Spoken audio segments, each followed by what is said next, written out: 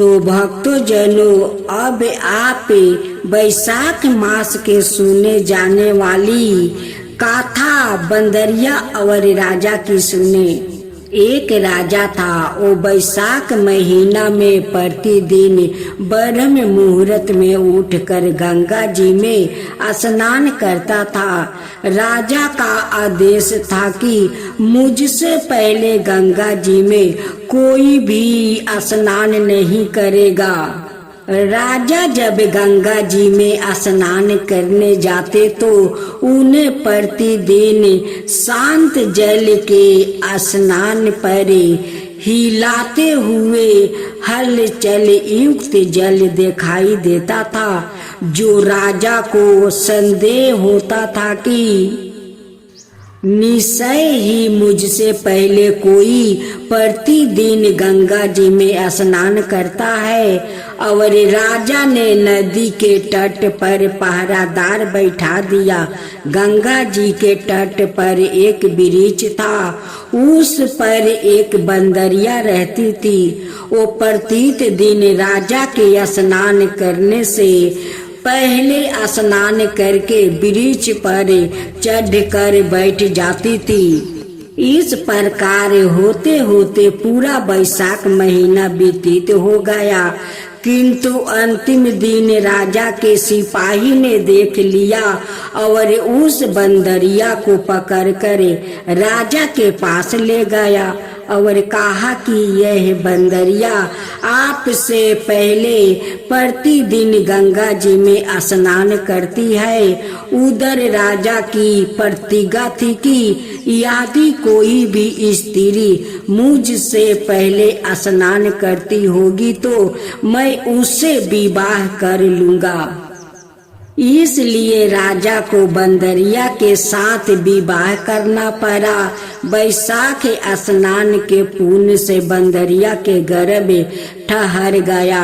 9 मास पूरा होने पर बंदरिया ने राजा से पूछा कि शिशु जन्म के समय मुझे क्या करना चाहिए। तब राजा ने महल में एक घंटी लगवा दिया और बंदरिया से कहा कि जब तुम्हें दर्द हो तो उसे बजा देना, मैं संपूर्ण प्रबंध करवा दूंगा। राजा की अन्यायी रानियां भी थी, उनकी कोई संतान नहीं थी। बंदरिया को गर्व है, यह समाचार जानकर अन्यायी रानियां मन ही मन बंदरिया से हिंसा करने लगी और भाभी संतान का नाश करने हेतु विभिन्न योजनाएं बनाने लगी। घंटी लगी देखकर एक रानी ने बंदरिया से इसका कारण पूछा। बंदर ने संपूर्ण वृत्तांत बता दिया। रानी ने बहकाया कि एक बार घंटी बजाकर तो देख लो कि राजा आते हैं या नहीं। बंदरिया ने घंटी बजाई तो राजा दौड़े दौड़े महल में आए और घंटी बजाने का कारण पूछा। इस पर बंदरिया ने उत्तर दिया कि मैंने तो रानियों के कहने पर घंटी बजाई थी। तब रानियों ने राजा से कहा कि यह तो पोसु और ना जाने कितनी बार घंटी बजाएगी। इस प्रकार कह कर उन्होंने घंटी को हटवा दिया। कुछ दिनों बाद बंदरी के शिशु जन्म का समय आया तो उसने अन्यायी रानियों से पूछा कि मैं क्या करूं। तब रानी ने कहा कि तुम आँखों पर मिट्टी बांध कर सो जाओ। बंदरी की बैसाख महीना के स्नान के पूर्ण प्रताप के रूप में एक सुंदर पुत्र हुआ। शिशु के जन्म होते ही उसके रोने से पुण्य ही रानियों ने उसे एक टोकरी में रख कर दासी को दे दिया और आदेश दिया कि इसे नदी में बहवा कर आओ और उस शिशु के स्थान पर एक पत्थर रख दिया जाए। राजा को भी कहलवा दिया कि बंदरी ने एक पत्थर को जन्म दिया है। राजा ने सुना तो उन्होंने भी संतोष कर लिया है कि जब दूसरी रानियों के संतान नहीं है तो यह तो बंदरी है, इसके क्या संतान होगी। उधर दासी ने उस सुंदर शिशु को नदी में ना बहवाकर कुम्हार के खंडर में राख दिया। दूसरे दिन कुम्हार कोमहीन खंडर में आए तो वहाँ एक सुंदर शिशु को रोते हुए देखा। कुम्हार कोमहीन भी निस्तान थे, उन्होंने उसी शिशु को अपने लिए भेजी गई भगवान की भेंट माना है और बड़े प्रेम से शिशु का पालन पोषण करने लगे। कुछ बड़ा होने पर बालक को यह ज्ञात हुआ कि वो रानी बंदरी का पुत्र है, जिसको रानियों ने मरवाना चाहा था। एक दिन वो बालक कुम्हार के बनाए हुए मिट्टी के हाथी घोड़े लेकर पनघट पर जा बैठा और दासियों को देखकर कहने लगा कि आओ रे मेरे मिट्टी के हाथी घोड़ा पानी पियो। जब दासियों ने यह बात सुनी तो वो हंसने लगी और बोली, अरे मूर्खे, कभी मिट्टी के हाथी घोड़ा भी पानी पीते हैं क्या। इस पर उस बालक ने कहा कि कभी बंदरी का भी पत्थर जन्म लेता है क्या। उस बालक की यह बात दासियों ने जानकर महल में कही। तब रानियों ने दूसरे दिन 20 मिलाकर लड्डू भेज दिया। ईश्वर की कृपा से लड्डू गोद और बादाम का हो गया और उन्हें लड्डू को खाने से उस लड़के की मृत्यु नहीं हुई। यह समाचार दासी ने रानी को कहा और रानी ने राजा से कहकर कुम्हार को देश से निकलवा दिया।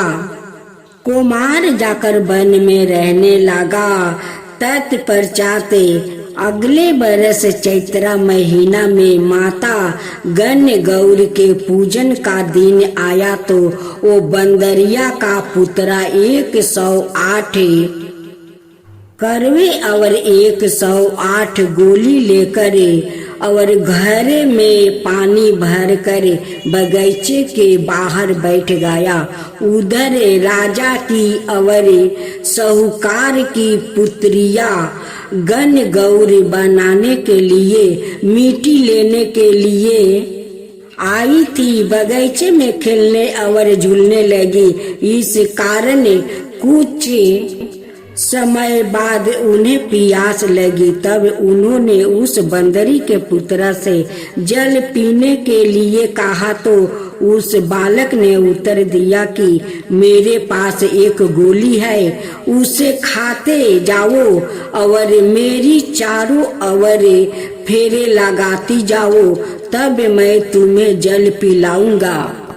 इस पर पहले तो कन्याओं ने माना किया, किंतु प्यास दृढ़ होने के कारण मान गई। इस प्रकार गोली खाने और उस युवक के साथ फेरे लेने से वो गर्भवती हो गई। बाद में जब उनके माता पिता को यह गाता हुआ तो वो सभी कुम्हार के पास आई और संपूर्ण वृत्तांत सुनाई और कहा कि तेरे पुत्र ने हमारी कन्याओं से विवाह किया है, अब तुम्हें इन्हें अपने पास रखना होगा। तब कुम्हार ने निर्धन होने के कारण असमर्था व्याकृत की। 2 कन्याओं के माता पिता ने बहुत सारा धन देकर अपनी कन्याओं को कुम्हार के घर विदा किया और कुम्हार के घर 108 बहुएं आ गई और कलंतर में उनके 108 ही पोते हो गए। कुम्हार ने समस्त नगरी को भोजन हेतु इनवाइट किया और राजा को भी बुलवा दिया।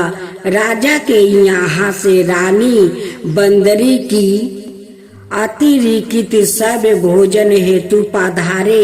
तब राजकुमार राजा की आज्ञा लेकर बंदरी को लेने रथ पालकी लेकर गया और लाकर सभा में सबसे ऊंचे सौरन आसन पर बैठाया। राजकुमार ने अपनी सभी पत्नियों को समझा दिया था कि बंदरी मुझे जन्म देने वाली माता है। एक एक बहू रानी बंदरी को चरण स्पर्श करती गई और एक एक सोने का सिक्का और पोते को गोद में देती गई।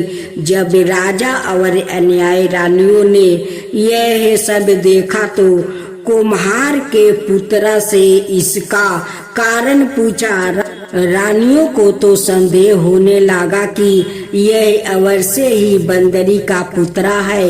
इसलिए रानी अवर रूठ कर राजा को कहने लगी कि कुम्हार के पुत्र ने हमारा अपमान किया है और बंदरी का सम्मान किया है।